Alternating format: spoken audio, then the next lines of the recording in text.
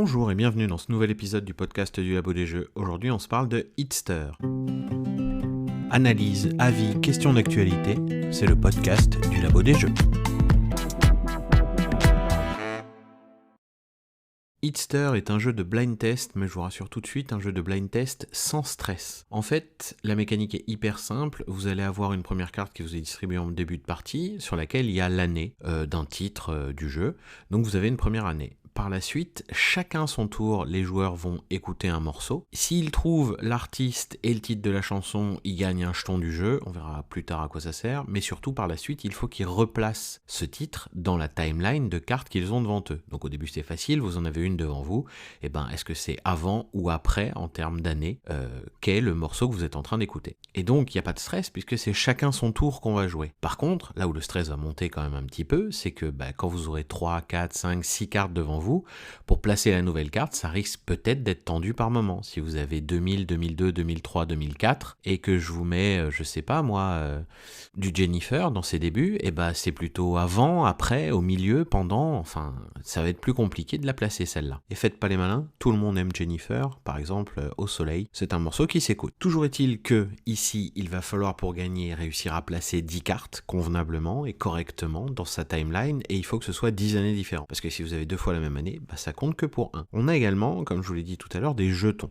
Si vous trouvez l'artiste et le titre de la chanson, il me faut les deux, on vous donne un jeton. Les jetons permettent de demander une autre chanson, vous donnez un jeton, on vous donne une autre chanson que celle que vous êtes en train d'écouter parce que vraiment vous la connaissez pas, tout simplement. Les jetons peuvent servir aussi à parier chez les autres, c'est-à-dire qu'une fois qu'ils ont répondu là où ils placent leur carte, avant qu'on la révèle, vous allez pouvoir placer un jeton à un autre endroit dans leur timeline en disant « moi je pense que c'est plutôt à cet endroit-là ». Si vous avez raison, vous récupérez la carte. Et dernier effet qui se coule, pour 3 jetons, on vous donne directement une carte, ça va encore plus vite comme ça. Mais bon, on le fait très peu parce que le but, c'est que ça dure un peu. On aime bien écouter des morceaux de musique généralement dans ce jeu-là. Alors, très clairement, c'est un jeu qui fonctionne avec une application puisqu'il va utiliser les fameuses 30 secondes gratuites Spotify pour vous mettre les morceaux de musique des différentes cartes. Les cartes, il y a tout simplement un QR code au recto.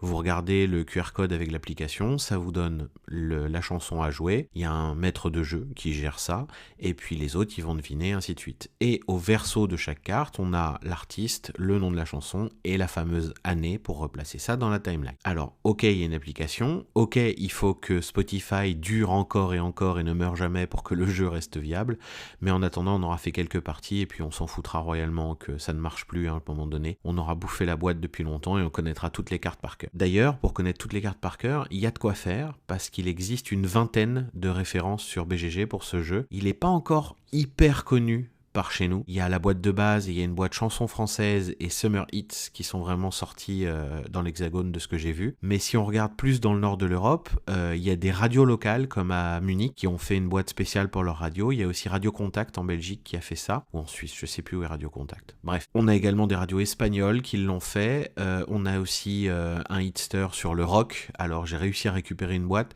Ça pique, faut être bon à partir de Pink Floyd jusqu'à Linkin Park. Donc faut être bon sur la totalité du truc. Il y a du Slipknot, du Disturbed, il faut être bon. Faut vraiment cartonner sur le rock. Mais c'est super intéressant. Et il y a des hitsters sur plein de choses différentes, c'est hyper malin, ça s'apprend en 15 secondes montre en main, vous avez même pas besoin d'expliquer les règles, le simple fait de lancer une chanson, le joueur va être là, ok, tel titre, tel machin, et puis il voit qu'il a une carte devant lui, vous faites avant, après, et voilà, il sait jouer. C'est instantané, ça marche hyper bien, on n'a qu'une envie, c'est de continuer encore et encore, c'est d'enchaîner les parties. J'ai été subjugué par Cédric de Golden Meeple, qui avec ses années de DJ est imbattable à hitster. Il est monstrueux, c'est-à-dire qu'il est capable de reconnaître les poum poum poum des titres de techno, que ce soit 1990, 1995, 2000, 2010.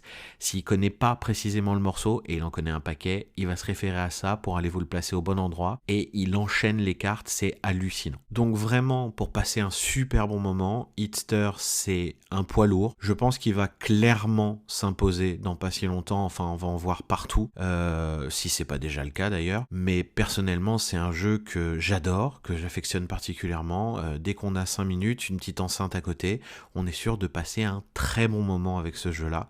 Je vous invite vraiment à le jouer, à l'essayer tout au moins. Tous les potes qui m'ont dit « je suis nul en blind test, je ne sais rien », on fait des scores scores incroyables et s'en sont très bien sortis. Et ils ont même gagné des parties.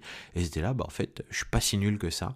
Tout simplement parce que le jeu a réussi à enlever le stress de je découvre les chansons et je les connais, ouais, mais moins vite que les autres. Et ça, on s'en fiche dans Hitster. Dans Hitster, ce qui nous intéresse, c'est que tu puisses la placer au bon endroit dans ta timeline. Ça permet aussi de se dire qu'on est vieux, parce que le nombre de chansons de 2000, 2005, 2010, où on fait « c'est du 2015, ça, pas du tout. C'était 10 ans avant. Oh putain, on est vieux à ce point-là. » Et donc, ça met un gros coup au moral par moment. C'est dur à vivre. Mais bon, c'est fun aussi. Donc voilà. En tout cas, je vous invite à jouer à Hitster. Vraiment très fort. Et puis, ça va être tout pour moi sur celui-là. Et à bientôt pour un nouvel épisode du podcast du Labo des Jeux.